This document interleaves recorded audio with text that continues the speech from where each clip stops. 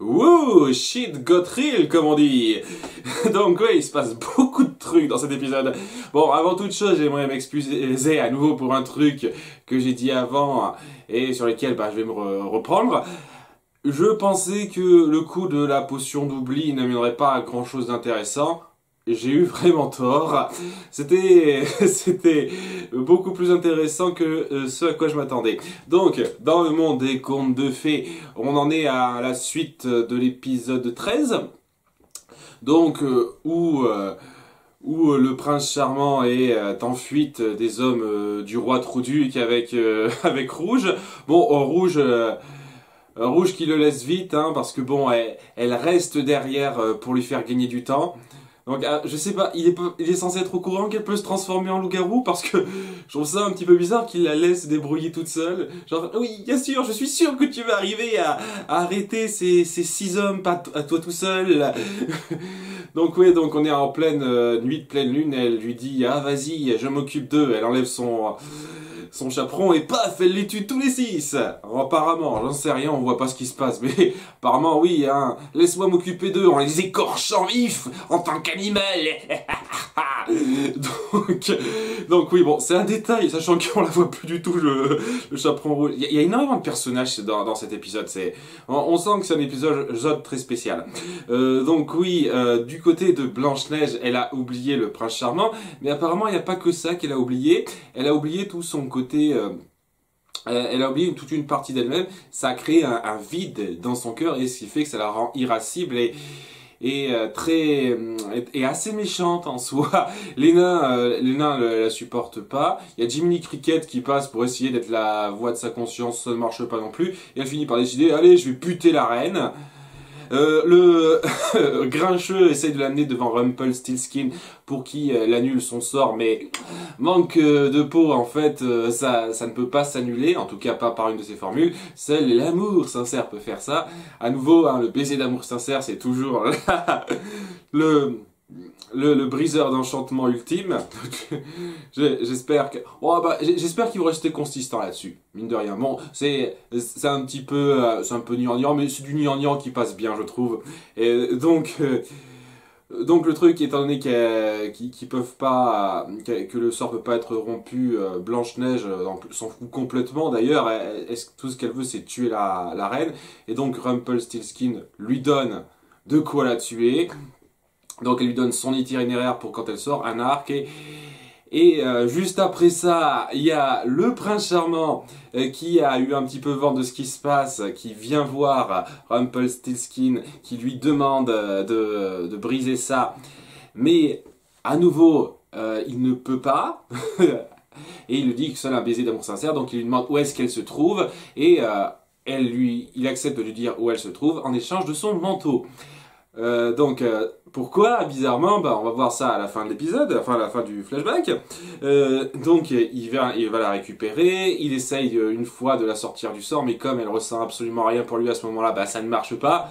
Shrek 4, hein.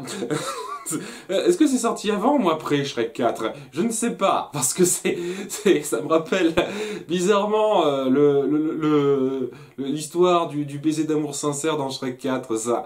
Donc je sais pas qui s'est inspiré de quoi ou si c'est une coïncidence. Bref, donc la première fois ça marche pas, mais une deuxième fois il décide d'y aller plus à fond en se mettant en travers de la flèche qu'elle tire. Et en lui parlant encore plus à cœur ouvert et avec une flèche très près aussi. Donc ça a un peu plus d'impact. C'est là qu'elle finit par commencer à ressentir quelque chose. Et cette fois le baiser marche. Mais juste à ce moment-là, les hommes du roi Trouduc arrivent et l'emportent, le prince charmant. Vraiment pas de veine. Ils sont toujours là au mauvais moment. C'est-à-dire, il y a une scène qui se termine. Allez, on arrive. Je sais pas. C'est ça que je trouve d'autant plus bizarre, c'est que elle était quand même là pour tuer la reine. Donc il y a le cortège de la reine qui est pas très loin de là. S'il y a bien une petite armée qui devrait passer, c'est plutôt celle de la reine. Même si techniquement ce serait vraiment la reine mort directe de Blanche-Neige, si c'était le cas, mais C'est ça que je trouve bizarre, quoi. Comme par hasard, les hommes du roi Troduc sont là. Ok, c'est pas grave, c'est un détail. Ça va très bien. Donc le prince Jean se fait emporter, et c'est là que Blanche-Neige veut aller à son secours maintenant qu'elle a récupéré toute sa mémoire. Elle part s'excuser auprès des nains dans une salle plutôt jolie, et ils décident tous d'aller sauver le prince charmant. Et c'est là que c'est pas tout à fait là que le flashback se termine, parce que bon, après ça, après ce moment assez... C'est courageux. J'attends de voir les 7 nains en action, ça a l'air super cool ça. Donc, après cette scène, on voit qu'en fait, la raison pour laquelle Rumpelstiltskin voulait le manteau du prince charmant, c'était pour lui prendre une mèche de cheveux qui est tombée dedans, parce que oui, en général, on a nos mèches de cheveux qui tombent dans le manteau, pour pouvoir mélanger avec celle de Blanche-Neige, et c'est à partir de là qu'il va essayer de créer qu'il va arriver à créer apparemment une potion d'amour, chose qu'il n'était pas arrivé à créer jusqu'à présent. Et leur lien était si fort que leurs 2 mèches de cheveux arrivent à créer une potion d'amour. Plutôt jolie, je ne sais pas trop ce qu'il compte en faire. À nouveau, je pense pas que ce soit par rapport à Belle, parce que il me semble en tout cas qu'il a complètement oublié, enfin qu'il croit complètement que Belle est morte à ce moment-là. Donc je ne sais pas pourquoi. Donc, que de mystères qui s'empilent. Il y a énormément de mystères qui s'empilent dans cet épisode, et honnêtement, flashback, j'ai presque rien du tout à redire. Si je devais vraiment chipoter, donc il y aurait le moment où les hommes du roi Troduc arrivent comme par hasard à ce moment-là, je veux dire, ok, ça va, j'accepte, et aussi le fait que j'aurais pas été contre que le moment où elle finit par se rendre compte qu'elle arrive à éprouver quelque chose pour le prince charmant alors qu'elle est censée l'avoir oublié, j'aurais aimé que ce moment-là soit un peu plus long, qui s'étende un petit peu plus. J'ai trouvé un chouïa rapide.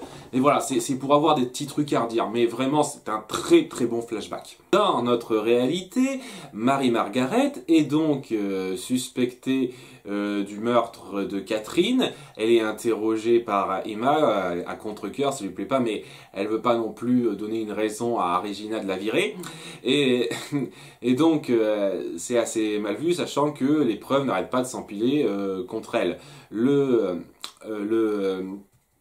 L'objet, j'ai perdu le mot, l'objet dans lequel le cœur a été retrouvé s'avère être une boîte à elle.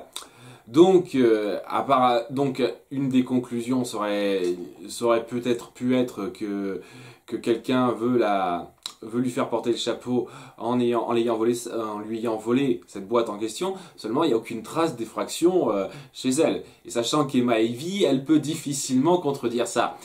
Seulement, voilà, Henry finit par découvrir en étant un petit peu influencé par Auguste, qui lui dit carrément qu'il croit que les histoires de ces contes de fées sont vraies, cache.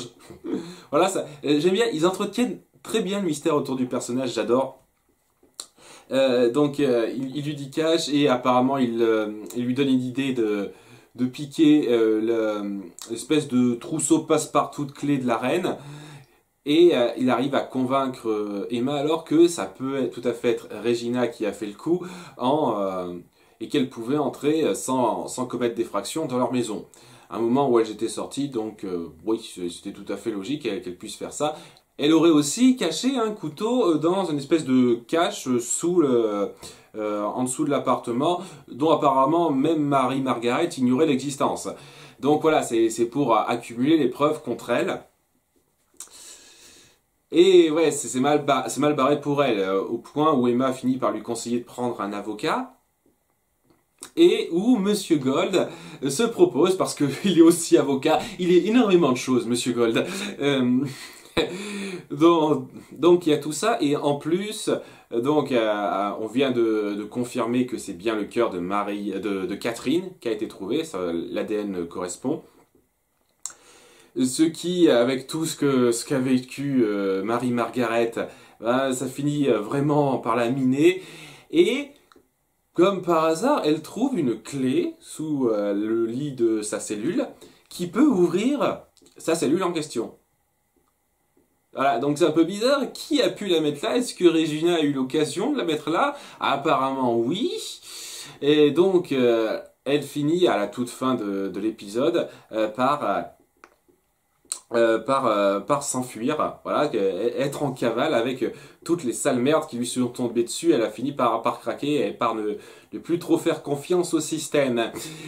Voilà, et c'est en parallèle, on voit Emma qui finit par se résigner elle aussi à partir vers Monsieur Gold parce qu'elle se rend compte que les moyens légaux classiques risquent difficilement de l'aider à faire accuser Regina et à sauver son amie. C'est pour ça qu'elle finit par se résigner à aller le voir. Et il y a énormément de trucs qui se passent dans cet épisode et j'ai l'impression d'en avoir sauté quelques-uns en plus. Ça c'est de l'évolution de scénario comme je les aime, avec énormément de trucs qui se passent, de rebondissements bien fichus, de trucs, de moments d'émotion, etc., etc. Tous ces personnages qui jouent leur rôle et tout, j'étais bien dedans. Cela étant, et j'ai gardé ce détail pour la fin parce que bon, j'aime tellement me plaindre, hein, faut garder le meilleur pour la fin. J'aurais pu trouver que c'est le meilleur épisode de la série jusqu'à présent parce que vraiment, bon, il n'y a peut-être pas autant d'intensité émotionnelle que dans l'épisode autour de Rumpelstiltskin, l'épisode 12, mais ouais, quoi, l'histoire est vachement bien ficelée, a énormément de points. Mais il y a un détail sur lequel, dont je n'ai pas discuté et qui me pose un très gros problème. Donc, on n'a pas trop parlé de David dans tout ça. David a toujours ses doutes par rapport à ces espèces de trous de mémoire qu'il peut avoir. Et apparemment, il s'avère que il a réellement des trous de mémoire. Voilà, donc il a réellement eu un trou de mémoire durant le jour, le moment où Catherine a disparu. Et il vient voir le docteur Hopper pour arriver à s'en souvenir. Comme je dis, il y a énormément de personnages, ça c'est cool. Donc Hopper lui fait faire une espèce de séance d'hypnose. Les séances d'hypnose, ça marche toujours. Non, chaque fois, c'est un détail ça, que je vois dans énormément de séries. Chaque fois qu'il y a un problème de mémoire, je me souviens plus très bien de ça, je suis plus sûr de ma journée à ce moment-là. Tiens, on va faire une petite hypnose et tout va revenir parfaitement, sans problème. L'hypnose, c'est la solution à tous les problèmes de mémoire. Donc oui, grâce au Dr Hopper, il arrive à se souvenir qu'il a réellement eu cette conversation, donc ce n'était pas du tout falsifié par Regina. Là aussi, ça m'a repris, ok, très bien, je me suis trompé là-dessus. Et aussi, pendant qu'il a donc ces espèces de souvenirs de son petit trou de mémoire, il lui arrive aussi des bribes de souvenirs de sa vie antérieure. Comme par hasard. Et ok, je veux bien ça, très bien, magie et tout, mais les bribes de souvenirs, comme par hasard qu'il a, c'est les bribes de souvenirs où il voit donc Emma qui n'est plus elle-même, elle a un trou à la place du cœur et tout là, où elle dit « Je vais la tuer ». Elle dit pas « Je vais tuer Regina », je vais la tuer ». Histoire de bien être assez vague pour qu'il arrive à croire une autre signification à ça, si vous voyez ce que je veux dire. Donc, comme par hasard, David a ce flashback précis où Blanche-Neige n'est plus elle-même et où elle dit je vais la tuer. Et même si bon, on va dire que c'est super flou parce qu'elle a pas du tout le même look, Blanche-Neige, par rapport à Marie-Margaret, hein, si vous avez suivi un petit peu la série. Même si ça lui fait pas tiquer un tant soit peu, ça, le mec, il a cette énorme doute comme quoi, en fait, elle pourrait bel et bien être l'assassin. Donc, il va la voir dans sa cellule et il lui demande ok, j'ai ce souvenir de toi qui dit que tu vas tuer quelqu'un. Dis-moi, rassure-moi, dis-moi ce qui s'est vraiment passé ce jour-là. Et bien entendu, elle, qui comprend absolument pas ça, tout ce qui lui vient en tête là, c'est mon Dieu, je t'ai soutenu quand toutes les preuves pointaient vers toi, et maintenant tu considères la possibilité que je sois une tueuse. connard! Ouais, elle le dit pas, connard, mais honnêtement, elle le dit, à sa place, je l'aurais dit. Donc ouais, ça se finit super mal entre eux, et là, honnêtement, je suis complètement du côté de Marie-Margaret. Je, je trouve que c'était un peu vache, surtout cette façon rapide. Je veux dire, cette façon directe d'aborder les choses comme si il pouvait pas y aller avec un peu plus de tact ou essayer d'y aller d'y aller sans dire ouais je me souviens que tu dis que je me suis souvenu j'ai une bribe de mémoire comme quoi t'as dit que t'allais la tuer et je comme ça, cash, bien entendu, en étant triste et tout, mais quand même cash, quoi. C'était vache de le présenter comme ça. Et, et le truc, c'est que ça me peine vraiment parce que les acteurs essayent vraiment de faire passer ça. On sent la peine, le côté, la peine des deux personnages, elle qui se sent super trahie et lui qui se sent super triste d'oser penser à ça, mais putain, il y avait 50 000 façons beaucoup plus logiques, beaucoup mieux d'aborder ça. Le flashback, à moins qu'il révèle dans un épisode futur que, comme par hasard, ce flashback précis, il lui a été montré magiquement par la reine qui a bien choisi pile poil ce qu'il fallait pour lui mettre le doute, ce qui me paraît quand même un peu gros, comment elle aurait pu savoir ce détail-là. C'était ultra forcé ce truc. Et à nouveau, bon, là c'est au point mort. Leur relation, elle est complètement au point mort. Elle est complètement foirée. Elle est 6 pieds sous terre maintenant. Bon, j'imagine que ça va se rafistoler à un moment donné, mais putain de merde quoi. Je, vous vouliez à ce point rendre leur relation tragique et cette espèce d'amour qui passe par des tonnes d'épreuves au point où ça en devient ridicule pour moi. Ça en devient ridicule ce truc-là. Oh ouais, ce passage m'a gavé profondément. C'est vraiment dommage parce que je n'ai aucun problème avec tout le reste. C'est-à-dire, c'est fait de petits chipotages sur le flashback, mais vraiment, c'est rien du tout, quoi. Le reste, j'ai aucun gros problème. C'est ce passage qui me gave. Vraiment, il me gave profondément. Mais bon, ça m'empêche pas d'apprécier beaucoup l'épisode en dehors de ça. Je veux dire, j'aime bien tout le mystère, tous les événements qui s'enchaînent. C'était bien fichu. Et sincèrement, je suis impatient parce que j'ai le sentiment que pour nous, le spectateur, la solution du mystère est assez évidente. Le suspect numéro 1 logique qui a un mobile, etc., c'est Regina. Ce serait elle qui a fait porter le chapeau à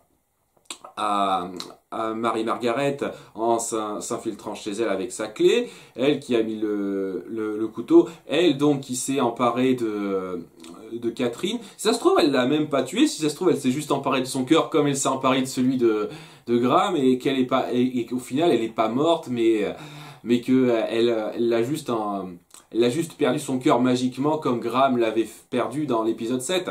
Ça pourrait être un rebondissement intéressant, ça. Mais malgré tous ces trucs qui pointent vers Regina, c'est pas impossible que le coupable soit quelqu'un d'autre. Allez savoir si ça se trouve c'est Monsieur Gold qui a orchestré tout ça. Si ça se trouve c'est Auguste. Si ça se trouve avec un grand rebondissement de fin, on va découvrir que c'est Auguste qui a planifié tout ça. C'est lui qui a fait disparaître Catherine. Et si ça se trouve, je ne sais pas, c'est lui qui a réussi à faire passer la clé de la cellule dans le lit de Marie-Margaret. Allez savoir. Et à nouveau, est-ce que c'est la même personne qui a fait accuser Marie-Margaret et la même qui a mis la clé dans le lit de Marie-Margaret? Eh ben, on ne sait pas encore. J'aime bien, il y a beaucoup de petits mystères qui sont empilés là, qui sont bien sympas à suivre. Et là, je suis hyper hypé pour la suite. Vivement l'épisode suivant. Merci d'avoir regardé. À très bientôt. Ciao.